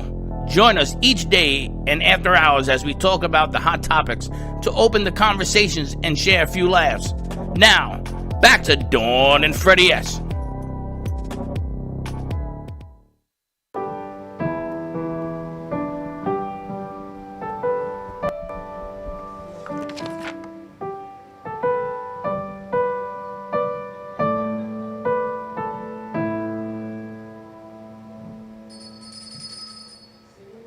Yeah, good job. Can Freddie and I name that tune? He goes, Home on the Range. Nope, Singing in the Rain, but we're close. Watch those feet, watch the lights. There you go. What's First the of all, optical voice here? it is always singing in the rain, home on the rain. Is that what it is? I don't know. We are back at the Brooklyn Cafe Show. We're talking Unemployment Monday. And it's totally frustrating. Unemployment Monday, right? There's still unemployment everywhere. Everywhere. And I got to tell you, September in Florida is not good on a good year. This year, I think it's probably the worst month of the year to do business in South Florida is September. I don't know why, but okay, I agree with that. Throughout the years, like in our industry, August and September has always been Well, the what worst happened in month. September in Florida? Well, back to school. And snowbirds. And snowbirds leave, yeah. But the snowbirds ain't leaving this year because where the hell they gonna they go? never left. They never went back. Never went back. So this September should be pretty good. Well, we're halfway through it. I haven't quite seen that one yet. It's coming. I hear it. Do you? Because today's the 21st, and I'm like looking at rent's due again next week, thinking, wow, we're almost in October next week. But the problem is that everybody is in stand back and look mode. You know, do we get married in October? Do we have a wedding? Do we have cake? Yeah. You don't know. Do we open up the doors? I guarantee you one thing, if you don't take a shot, you ain't gonna score. So if you don't take a shot at opening up somehow, some way, you're gonna end up in the clunk. It's not easy what's going on. Are there options? Is there still back pay? What are you helping people with? So I'm still helping with the back pay, but that's like a whole process on its own now. Before I was telling him earlier, I was able to pinpoint it and tell you exactly when you'll get it. Now it's just like you just log it. You have to wait and see when. Shooting a dart blindfolded. Yeah. But like, there's still back pay options. There's still, yeah, it's still coming out. Like I recently just had one guy like last week at 14,000, and I got a lady before him the day before had 14,000. So they're getting the money. Okay. It's just taking its own course, and it makes no sense why. Like I have one guy I need to go check on today when I get home. I had to reapply his application twice in 2 days, and I don't know why. I applied, and then like it didn't even say eligible. The next day I logged back in, it was like apply again. I know that's a new one. I just can't came believe across. and you're doing this. People aren't paying you to do this. No, I don't want to be paid to do this because That's what I like, want people to realize. the money is nothing You're not to charging me. people to do this. You're just doing this to help. Like, there's so many reasons because like, for one, my career was our career is based off people. They built our career. That's the way I look at it. And at the same time, like I'm gonna be okay. My house is paid off. Like I'm good in my life on the end. You know, there's just little things like just I gotta take care of, and I have the baby. Like that's like just normal life. You know, but like I'm more fortunate, and I want to be able to give other people more fortune, more love in that. And you know, Freddie being a fellow New Yorker, right? So when I first met him, of course my radar was up, going. Your antennas. No one does anything for free. I was just about to What's say this that. guy's kick? Yeah. And I even said that a couple times to him. And when he did successfully help me, I said, "Hey, look, you know, how much, you know, can I give you?" And he literally was true blue about literally just helping people out of the kindness of his heart. He did have a fundraiser that, of course, I donated to. But it was just like a wow factor because you don't meet genuine people, true blue like I that. don't believe in it. Like this from the whole system being corrupt and seeing people. Like I'll tell you this, I'm actually a stepfather. You know, like she's gonna be 4 next month on October 20th. I love the little girl. I love her mom. And I actually, growing up, I had really bad experiences with stepfathers, and I grew up in like abused. I'm not afraid to say it, but I know exactly what a father is supposed to be, and that's what I see when I see people on TV and I see how this country. I'm like, this is not what people are supposed to be like. Like this is like we're not supposed to be like this and fighting. Like I don't believe in that. If somebody comes over to my house and say they want to kill me, just do it, because you're the one losing, not me. You know what I mean? Like I don't believe like this whole year has been a turnaround for my whole life, like from every. And he's so young. My best friend died in March of coronavirus. My grandfather died. Like I lost so many friends this year, but I didn't lose them. Like oh my God, like they're gone. I lost them because I realized they were just using me. It's crazy, like how people just come over to my house just to sit there and drink alcohol. You know, like friends. Like these were every day, and like my girlfriend always get upset, and I was like, now I'm actually sober myself. I quit drinking myself during this year too. I've been drinking going on 5 months now. Congratulations. You know, being a DJ, you know, you go out in the clubs, it's just free alcohol. So that's all we're doing every day. I've You know, been but 2 now I have years more time sober. to clear my head and stuff. You and see things have changed. People have changed. Friends have changed. life, everything has changed. Like it's nuts. And my main focus is, at the end of the day, I got to take care of the baby and my girl, and even my 16-year-old brother. He lives with me, and I take care of him. And he's actually helped me with the Unemployment Music, the project. He's a producer and he's a great kid. Like I actually might pull him out of school, like, and put him on virtual school because he's like literally about to come up on his own without me. Like he's like literally hanging out with Internet Money and all that stuff already. Like all the big producers and stuff like that. What county do you guys live in? We're in West Palm, right in Lantana. So, Palm Beach County Schools went back to school today. Did he go to school? No, he's He not did going back. My mom's actually the health manager of Florida, and she's all COVID, so she's like, I'm not sending my kids back to school. Your mom's the health manager of Florida? Yeah. That gets even better, doesn't Her it? boss, you know who her boss. You know, guess. Take a Oh, wild. by the way. Oh, take a wild guess who her boss is. DeSantis. Wow. Can we have your mom on the show? Just saying. Nothing It'd be like nice. an hour and a half Well, into that's the another show. one, like oh, my by mom. the way, here's a bomb. So in February, my mom had got sick, like really sick, and went to the hospital right before everything shut down. And we thought it was COVID. It wasn't. She actually had a kidney stone that she didn't know about, and she got a blood infection, and she passed. And she was resuscitated. You know, like I had to live through all that this year, and it was tough. It was a tough year. But like my whole life, like, you know, if you sit there and you stress out and you make yourself depressed, you know what you do to yourself? You make yourself sick. Yeah, you take away your health. And I don't want to Absolutely. be that person, you know. I don't want to be like that. I want to be strong. I want to help people. Like I want to do something that matters. Like my mom is like, you know, you can go get a government job now and do this. And I don't want to. I don't want to work for nobody. I don't want to work for these cats. Nah. Like that's why I decided to go out just the way everybody else did. I started a record label and I'm gonna blow it up, and it's been working really good. And I decided, like I said, I'm gonna on my end, like I did all the math, right? Everything we do now is streaming services. It's not like you go out to the store and you buy a record anymore. So every time you press play, like you said, we get paid. And that's how I am now. Like I have that all set up. And like I said, the people is what really make that happen. So the more people listen to our music, the more we get paid. Like in 3 months, we could generate just $1.3 million alone just on streams. You know, that's the minimum. So my thought process was like, you know, we can use that money to donate back into the economy somehow, open food drives, maybe even open a shelter, and just have people live. I don't care. Like that's my mind is that right now. That's what I'm working towards, and I'm not giving that up because I don't see them doing anything for our people. It's amazing that you even talk this way because it's not the norm. When we were at the iHeart Studios, we put in a free mic. If you had a business, all you had to do was clear, you know, when you come through iHeart and come to the set and promote your business. And we did this for a year. Free mic. I had iHeart put the mic in there. Free. No strings attached. Only one person showed up in a year. One. So, remember this? You love that product.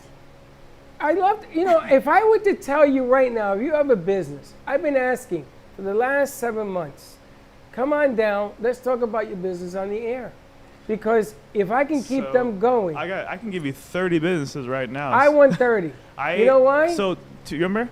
2 weeks ago, it was a Saturday morning, I woke up, and it's like maybe 11 o'clock, and I look at my phone, and I see a friend complaining about businesses that open or losing their business in this. So I started something called Local Business Saturdays. And what I did was I started posting, I made a post on Facebook. I was like, comment and show anything, a card, like whatever. Put your business here. So I had over 30 businesses put it there. Great businesses, amazing ideas, and I just shared them all to my stories, all my social media, to give them more traffic, to help these businesses grow too. Because right now, the little businesses is what's going to bring us up now. The big businesses, they're going out the door. Like, what did we lose this year? We already lost. What went out of business this year? Like a few big things, like Guitar Center is on its way out. Really?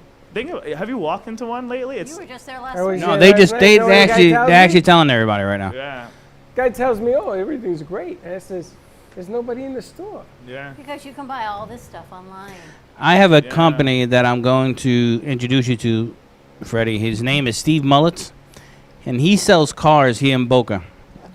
However, every month, he donates a car to a single mom in need. Steve who? Mullets. Yeah, I know him. You know him? I did a show with him about 4 years ago.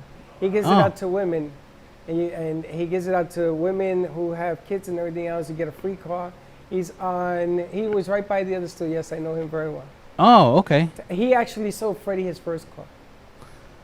Great guy. Hands down. Great guy. Great pro. He great just program. texted me going, I see you, tell Freddie I said hello. So he's going to be calling you. So Yeah, know Steve really, really well.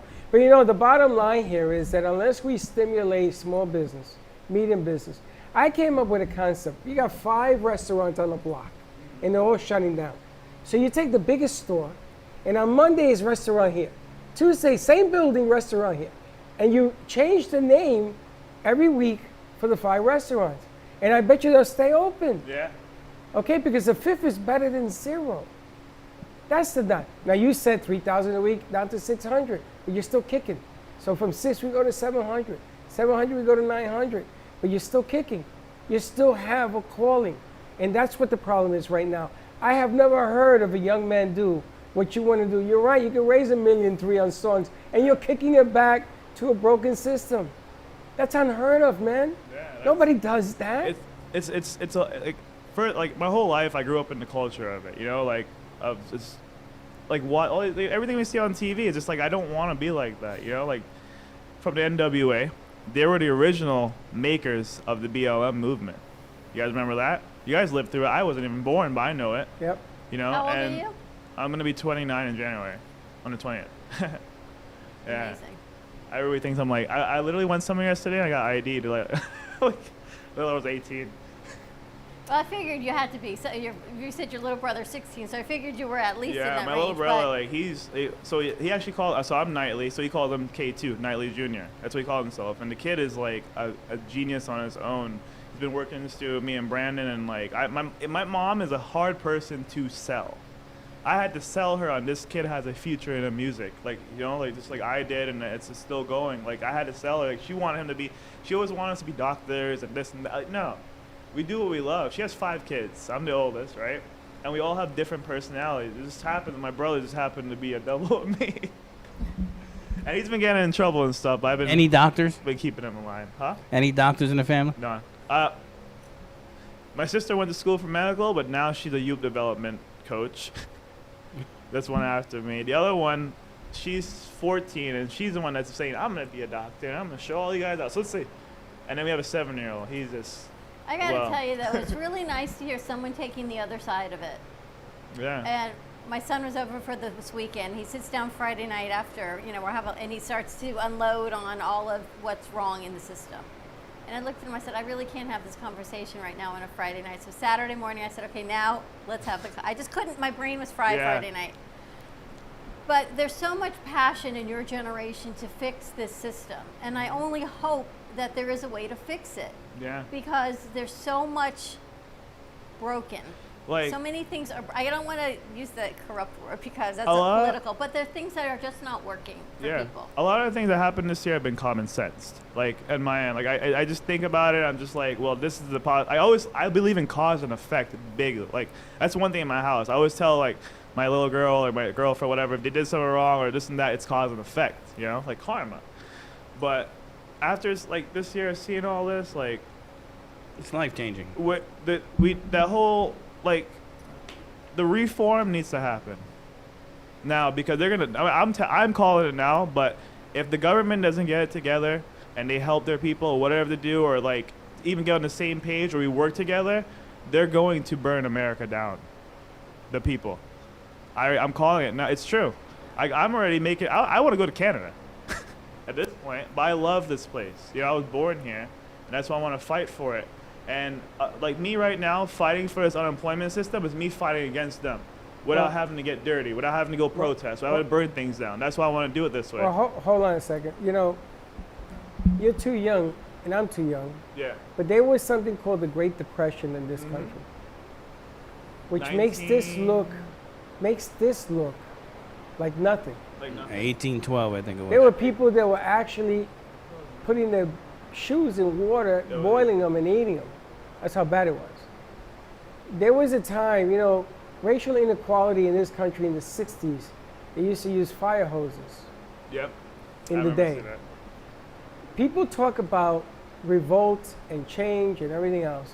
But this has been going on for a real long time. The Great Depression, you got people throwing themselves out of buildings because they were losing money. See, World War II, we were the last to enter because we didn't want nothing to do with it. Yeah, we wanted Until they blew up our ships in Atlanta, in Atlantic and in the Pacific. And we got involved. See, the one thing is that we can't always think about half empty. This is the greatest, richest country in the world. We just got to figure out how to do this together. I'm not asking for everybody to agree on the same subject matter. Yep. I'm just saying working together. Like what you're doing. You're helping people get through unemployment because apparently nobody knows how to fix I unemployment. got a little bit of hate too because one of the people I helped was one of the Epstein girls. Absolutely. And I was like, I don't care what you did. This is a clean slate for me. This is a clean slate for everybody this year. I don't care if you killed somebody, whatever. If you need help and you generally ask me for it, I'm gonna give it to you. I look past that, And a lot of people are hating on me because of stuff like that. I helped somebody that was this or that. I helped everybody. I didn't even know people. I didn't know you. Now we're best friends, You guys didn't know each other before this? No. How did you meet? I saw him on a video on Facebook, and the titling was DJs Helping DJs. So I clicked on it, and there he was with River going over unemployment stuff on YouTube and on a YouTube channel. So I reached out to him, and then that was it. The rest was history. Literally had him come over to my house like the next day, and actually had Johnny Quest there. That was pretty cool. Johnny Quest. Are you able to do small gigs? Steve, you had opened up a little bit. I actually worked on Saturday night. I did a booze cruise for 3 hours with 40 guests. It was great to be in a live audience again. I've been doing so much virtual that it's hard to do virtual because you can't feel the reaction but when you're live and you see people feeling your vibe and screaming and dancing, it's nothing like it. So it was great to be out there again. But October was full, and now I have like one or two. It's September. So but this has definitely dulled everything. It has just dulled the whole feel because of everybody life. is waiting to see what's going to happen. Right. My 2021 looks promising because everything got postponed to 2021. So, Just gotta get there. Got to survive to get there. Now, you saw what they did with the music awards, right? In New York City. They were in 6 different places. Well, last night was the Emmys.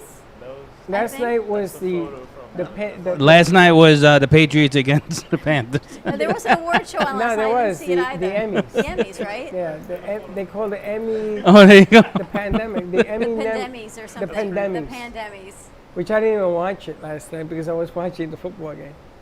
It's funny, I had one football game here, I got a TV thing over here, and I had another football game over But here. everything is so, even watching football now, it's like It's weird. empty. It's like they're feeding the live audience through the speakers, but It's you not the see same. in the background like it's an empty stadium. Yeah. Well, I think it's increased anxiety as a whole.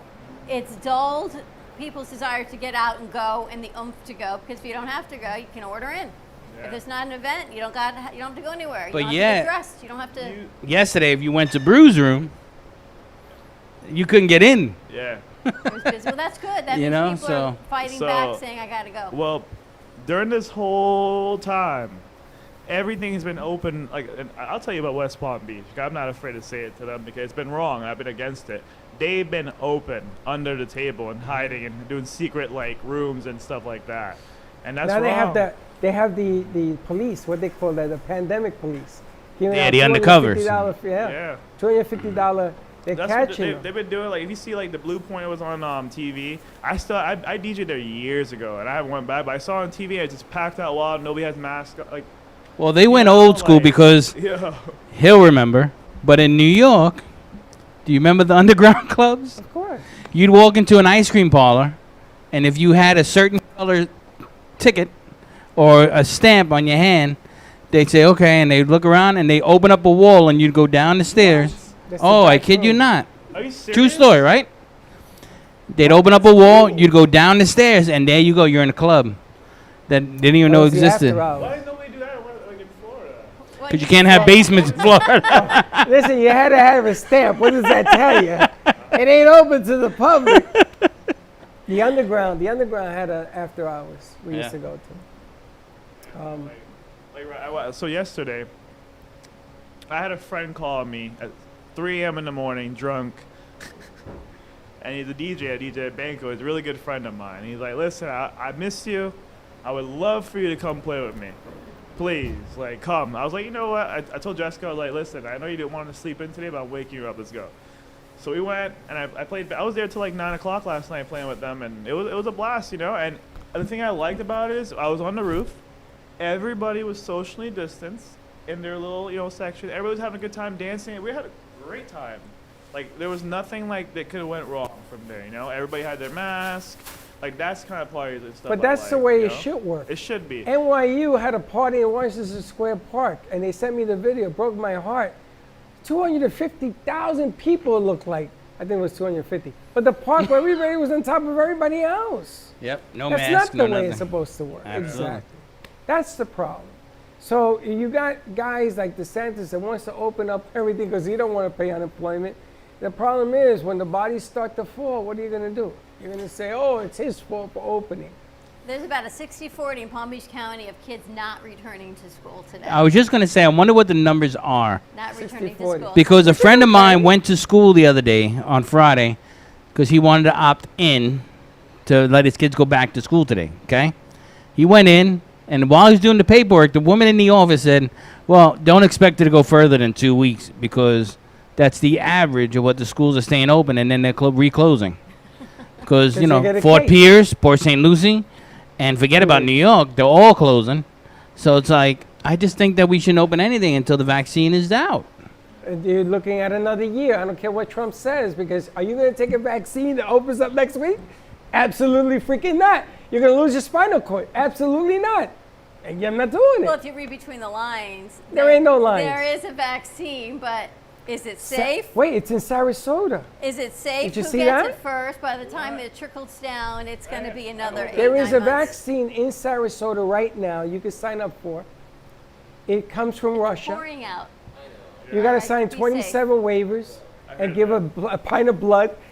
Take some blood because they want to make sure you understand the consequences. And they're doing it in Sarasota right now. Let's go to commercial break. When we come back, I can't He's even hilarious. tell Lenny, you're killing me, Lenny. you. Give us a call, 888-994-4995. Yeah, today, school open today. It's the most craziest situation It's that we're nuts. all in that you can't even figure out up from down. Stay tuned. We'll be right back. Maybe.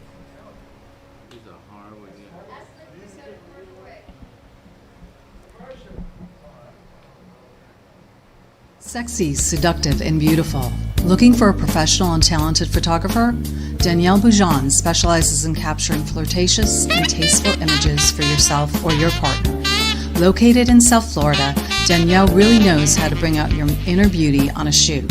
Visit her website at www.daniellebuljan.com or call her at 561-305-2241 to capture your most desirable moments.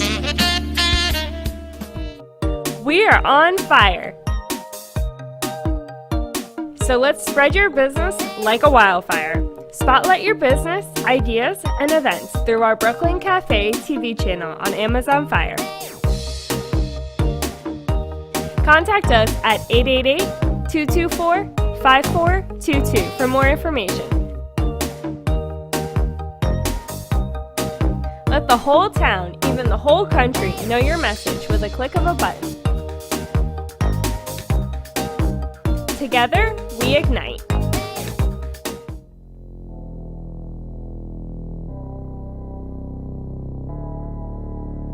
You've been watching the Brooklyn Cafe Show. Join us each day and after hours as we talk about the hot topics to open the conversations and share a few laughs. Now, back to Dawn and Freddie S.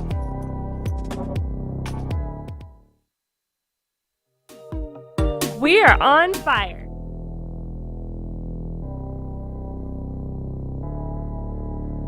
You've been watching the Brooklyn Cafe Show. Join us each day.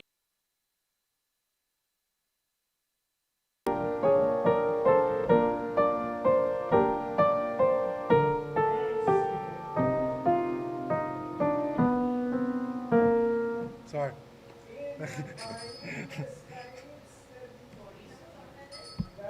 That's Amore. I'll never forget Dean Martin. He used to walk around with a shot of scotch, a cigarrito. And he used to walk down the stairs, around stairs to open up his show. Apparently, I don't have a very good poker face, I was told this weekend. Why? You don't play poker?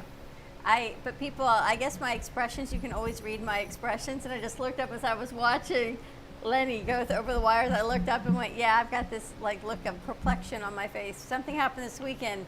And Aaron's girlfriend said, really, it's that bad, huh? I went, oh, I'm so sorry. Or you mean you laugh when you see the I truth? don't know if I was laughing or I went, ooh, that's kind of gross. And I guess my face, you can always read my facial expression. So no, I would not make a good poker player.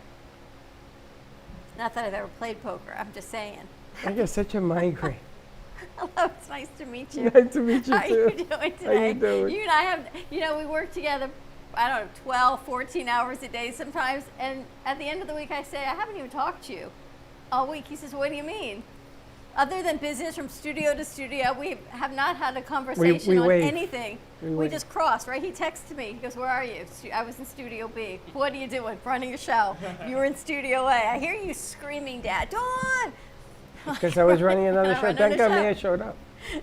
So, Yesterday, I'm watching the Jets get destroyed again. And I look on Facebook, and Steve was having a Jet jersey with Let's Get Busy. And I'm like, what is wrong with Steve? Is he drinking? I mean, the NFL, I got to tell you something about the NFL. Nobody likes a loser. I heard a lot of screaming at my house. I'm going to tell you, the Dolphins blew that I game. heard a lot of. Wait, just real quick. I'm having someone trying to call in. They're saying that the people on the phone are telling me the show is not until 6. 888-565. Calling the radio 1470. It's the wrong number. That's the radio station. Oh. 888-994-4995 is the right number. 888-994. 4995. Studio A. 4995 Studio A. Yes, AJ, you are correct. The show is Yes, not not until 6. But yesterday, the Dolphins blew it. The Giants blew it. The Giants lost on the 1 yard line. I don't know what kind of play Who calling won that was. yesterday? The Dolphins lost Who did because they play? the Buffalo Bills. Okay, they won. But they should have won. That's the Dolphins. Guy dropped a touchdown in the end zone. He It's dropped the the ball. Dolphins in their home stadium. And that What guy do you gets think? paid a lot of mucho dinero. And the New England Patriots lost on the 1 foot line.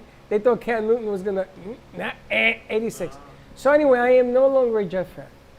I'm sorry. You're one of those. I can't. You're one of those. I got to spray. Listen, I'm 58 years old. I've been a Jet fan longer than you've been alive. Okay? I can't do it no more. And the Heat lost Saturday night. That's a good thing. No, the Hurricanes won though. Yeah, they did win. That's amazing. But I am now rooting for the New Orleans Saints, which will be playing the Las Vegas Raiders tonight. Tonight, yeah. I used to be a Raiders fan. All of my teams going on were Raiders. 86 Raiders when they went to Vegas. So you're just a fair weather bystander Yeah, fan? right. You I've been don't a pick Jet fan team? for 56 years. You just I'm fair switch weather my teams foot. because I quit pain. They give me pain. They give me nausea. They make me anxiety. My blood pressure. You should have seen. Linda goes, jump in the pool. There was smoke coming out of my I body. always wonder, why do people do that to themselves? Why do you inflict pain watching a team lose? Why do you not eat? Why engage? Yeah, passion for it. I mean, me personally, I was a football player. I take it on a personal level, but as far as the Jets, I was born into being a Jet fan. Not only that. How old are you? What? How old are you? 46. Okay, so you've been a Jet fan, I'm going to say 42 years? 41 years, Yeah. 40 years? Yeah. Okay. I've been a Jet fan 53 years. I I saw know. 69, all of that crap. I cried. Well, at when I least see you the saw a score. Super Bowl. I've seen a The playoff. dust, the ring has turned to dust. Dust, I tell you. It hurts me to watch this team. You have a fan club. They say you rock. Great show. John Beers. Oh yeah. Oh, you helped him? I helped him. Yeah, she actually in a testimonial video I just posted recently. John Beers. He's a musician. Met him just like you, just on the phone and. A then, DJ or? He's just a musician. That's it. He What's he play? plays guitar and stuff Bring like him that. in. Yeah. You know, the amazing thing is John, everybody. come on in. We got a whole studio. Come play. Everybody that you helped do they help other people? Or they pay it forward. I actually have a few of them that paid it forward, and it was so cool. Like one lady was like, "You inspired me," and then she started doing the food drives, and then one other lady's been helping other people do unemployment, and she'll just call me for like, "Hey, I have this one lady I'm helping. Like, how do I help it?" You know what I mean? Like, oh, that's cool too. That's you know? great. Like in their free time and stuff. So that has been pretty cool. Like, That's see really people paying it forward. Like that right there is like the energy that we need. It's That's funny, what it is. because we watch the same show on Sundays. She's watching her house, I watch mine. The Sunday, that thing with the sun. CBS Sunday that morning, one. yes. So there was a guy who went to the senior lady's home. She was a widow. He went in to change a fan, remember, in the living room. And he said to her, "I can't change the fan." She said, "Why not?" She had a new fan. And he went like this, and the ceiling came down. It was rotted out. And the wire was exposed. So he started, as an electrician, he started to fix the wires. He started to fix things. Then he turned it into a calling. And more people, he put a group together. They redid the house. He did a GoFundMe page. He raised $72,000 to fix her house. Now he's a group. So they're looking for seniors in Boston, and they're fixing. You know how much money he made? Yeah. Everything he made went into buying the stuff he needed to fix her roof, fix the ceiling, everything. The house is beautiful. The woman cries every time. And so many people came forward to help. Someone did the ceiling, someone did the electrical, someone did the deck, someone did the roof. I think, Steve, you've got a call on the line. Yeah, talking about paying it forward. So I think Bring him it's over, Steve Teddy. that's on the phone. Hello. Hello. Hello? Hi. Steve. Hello. Steve, welcome to the Steve-O Show. Steve. Hello? Hello, Steve. Steve. Hey, buddy, what's happening? How you doing, sir? You're on the air. We're here with Freddie, Dawn. You're on the Brooklyn Cafe. I wanted to give you a shout out.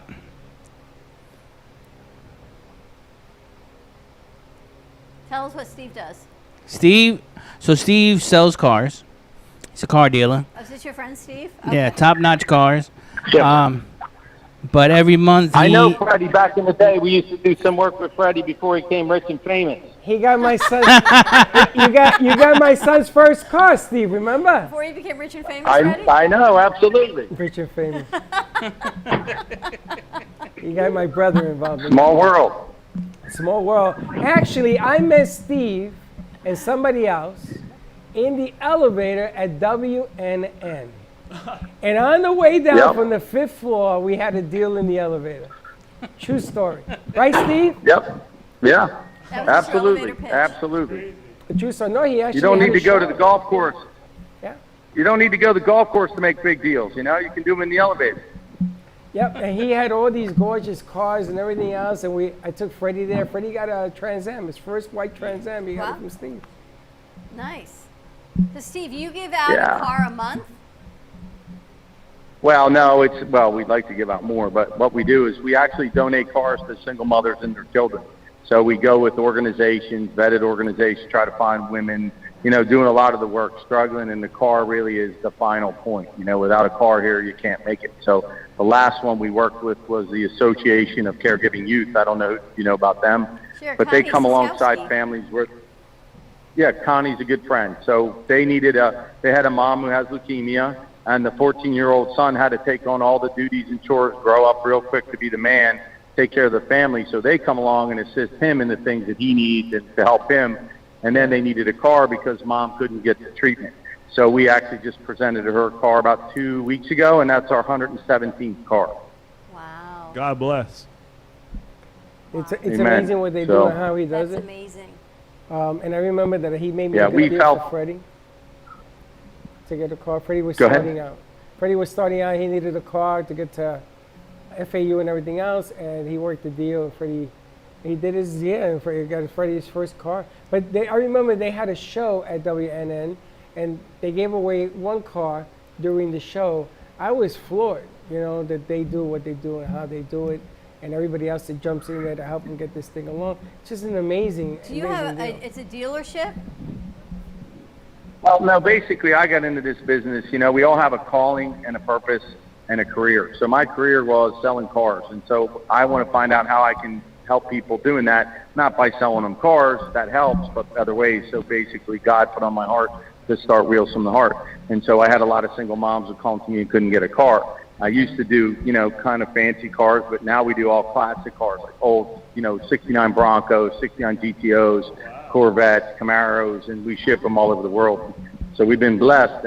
But the cool thing about those cars is what I call as a communication initiator. So if I'm driving, like right now I'm driving a 69 Bronco, somebody will come up to me and start talking to me. So now what? I have an ability to witness to them, talk about my faith, who I am, what I'm doing, how am I changing the world, how can they help, talk about the charity, and just general break bread, talk. We don't talk to each other anymore. We're too busy. If I'm a guy driving a Porsche, I'm just another jerk in South Florida driving a Porsche. No one really wants to talk to me. And that's a general statement, but you know what I'm saying? This car ignites people to come up to me and say, hey, I love your truck. Oh, by the way, what do you do? And I get to tell the story and then share what we're doing. And, we've been able to get cars donated. People like, I want to get involved. Can I donate some money? How can I help? What can I do? So it's been a real blessing. It's funny. He's located 2 blocks down when we were up in Del Rey. 2 blocks south of us. He's in Lake Forest? When we were in Del Rey. Yeah, I'm 4 blocks. Yeah, I'm 4 blocks north of Atlantic, right at 1 block off of Federal. So right near Bender's, the big, that rest. Yeah, right by the railroad track. Yep, I used right to up drive. there. I remember when you were in Boca. Yeah, that was a long time. Because I bought a ago. car That's from when him I as was- well. I didn't know what I was doing back then. I thought I was the cool guy selling cool cars and trying to be the man. And then finally God grabbed me and said, instead of being the man, I want you to be a man. So there's where we came from. No, amen What's to up, that. Steve? I met Steve. Yeah, so it's Steve, it's funny. I'm going to say, so I met Steve. I was the manager at Starbucks on Glades and just west of 95, where hence my wife worked for me. And that's how I met my wife. But that's how I met Steve. He was a customer. You were a Starbucks manager? Yes, sir. Really? 5 years. Yeah. Really? You've He's a been barista, coffee? man. Come on, he's a barista. There you go. You might not. You should have said that, Steve. Now you're the coffee guy in the shop. Now I'm the Better coffee take that DJ. Wow, that's. There we go. You know how many baristas we have in here that work for Starbucks? Teddy. Hey, not for nothing. Starbucks is a great company to work for. It's one of the only companies you work 20 hours a week. All you gotta do is maintain 20 hours. They give you full benefits. That's if you have a good manager. No, that's corporate. Though. Yeah, that's unheard of. Yeah, but there's some managers, they tell me some horror stories. Well, I guess I'm not the perfect example. No, you were a good manager. I'm just Well, I married my employee. Yes, maybe not so much. Maybe not Steve, so there you go. corporate. Yeah, But hey, going on 18 God years, had so. a plan. That's true. I had a plan. Amen. It's dark again. What can I tell you? All right, Steve, Steve, thanks where, so where are much. you located, Steve? Real quick. So real quick, the website's wheelsfromtheheart.org. If anyone has a car they feel that they could donate and regift, we can put it back together. Sometimes if you can't afford to donate it, we'll actually buy it. We can put it back together. I have a buy center across Carmack and Jensen Beach where we're buying cars up there. And, it's just been, ways to help. People have cars sitting around. They don't think they're any good. We can put them back on the road and make them a blessing. So, it's just a great gift, and it's a pay it forward. And I know a lot of charities accept cars, and that's awesome, and I don't want to take away from that. But basically, it's like if you gift a car to another charity, they sell it, you get $500 for it. And if you got to give a car to a woman, it's a 5-year turnaround. So that car is much more valuable than $500. And again, I don't want to take away from anything that other charities are doing, but our car, when you give it to a woman, it's a whole life change. We had a woman, real quick, I was on the Christian radio station up in Jupiter talking, and we gave away a car on the air, and she basically told a story that she walked literally from Jupiter to Stewart. And she wasn't angry, she wasn't mad, she just has the Holy Ghost and the Spirit, and she's positive. I said, yeah, we had to walk by, Jupiter to Stewart. So she got a minivan, so there's no more walking, she's now going to hold the life. So. Yeah, it's not easy. Steve, thank you so much for what you do. Thanks for calling in. Yeah, thanks for having me, and I really appreciate it, Steve. Thanks for shouting out. Yeah, Steve, I'll be calling you. Thank you so much. Please do, because I'd love to talk. God bless you, man. All right, guys. God bless. Bye-bye. Yeah, Steve was That was some show. It was, I think, on Tuesdays at 6 o'clock. I used to run that show. Very nice. You've seen a lot. I've done a lot. Seen it, done it. You know, and I would like to get it. Are we going to do the deal down at the stadium again? Right now, there's no stadium to be doing a deal at. Yeah, but it's in March, April. We'll see. I've heard things. I don't say what I've heard. So. What have you heard? We're They're not gonna gonna leave open? it at that. We shall leave it at. We'll see what They're happens. not gonna open? I don't know. We'll see what happens. Some things are opening. And I heard. No, we'll see what happens. What? Tell me what you heard. Some things are opening. Some things are not going to open so fast. So I guess it depends on the individual business. Well, And you seen college football over the weekend? Oh yeah. There are fans in the stands. only in some states. Okay. Well, in Florida, what you hear? Florida, yeah, that opened. Miami, University of Miami there was opened. fans in the FAU stands? though is on postponement because they've had too many players test positive. So. Yeah. Well, it look just good. depends. I'm not talking about that. I'm talking about this. So it just depends on what it is. I mean, Steve, how do people find you? nysoundsevents.com, 561-503-6570. And you can look me up on Facebook or Instagram at The Real Nightly on Facebook, or YouTube for a music video if you want to support the cause on unemployment. SoFlo DJs, FOFLODEEJAYS. I think you can Look it do up. the- Check out the music video, Unemployment Freestyle. We're literally just trying to make everybody get right. You could do that nightly news. Nightly news. Yeah, I got an We idea have for nightly you. at night and daily during the day. You know, like. Yeah, that'd be kind of cool, right? I got an idea for you. We'll talk after the show. Do you have a van or a bus or something big? I got an idea. But you know something? Every time you leave here, something else happens. So I want to sign a contract with you today that we're going to do something. Okay. I think I want to put Steve. I think we should go to malls or big places and let you do your mixing thing with speakers and stuff out. We hand out Steve-O's card and our card. I think maybe we should become proactive. He's making me drunk with that. I want to be proactive. I think that's the problem, is that people are like, because they told me the malls were packed this weekend. Could have been a good opportunity to put some music, some records, and some cards and see what happens. All right, have a great day, everyone. You guys, thank you so much for joining us. Thank you for having. Check out everything, all the goodness that is happening in our community, and see how we can help you amplify your impact and your business. Always give us a call at 866-224-5422. Freddie will answer the phone. Just say hey. Have a great day. Tune in 2:30, The Reinvented Life. Please be kind to each other. And it won't be late. Bye-bye.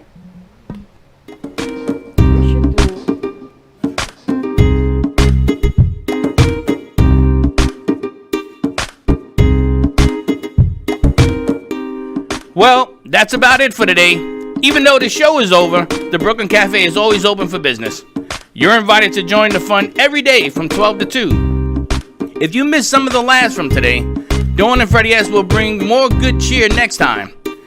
You can follow the Brooklyn Cafe on Facebook at the Brooklyn Cafe TV to rewatch every minute of the show. Well, see you next time.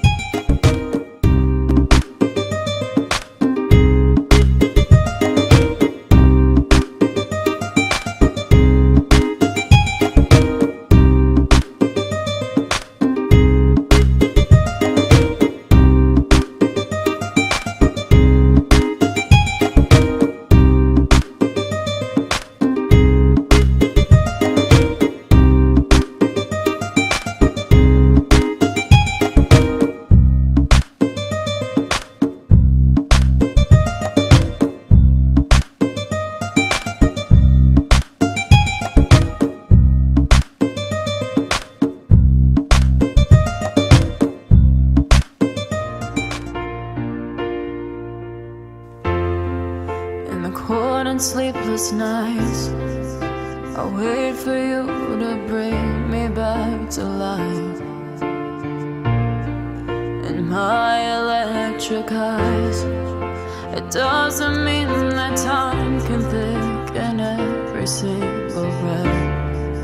I want to unfreeze my heart and fly away. That's why I wanna save her. Your moons and craters.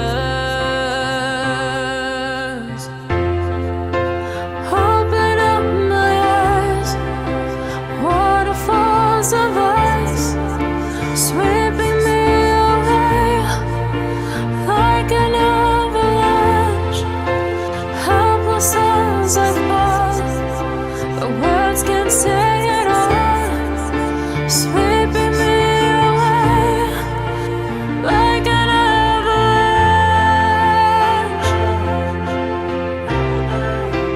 like an avalanche.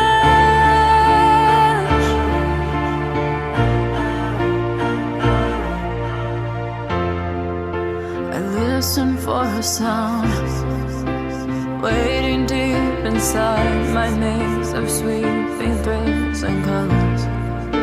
Just a ray of light.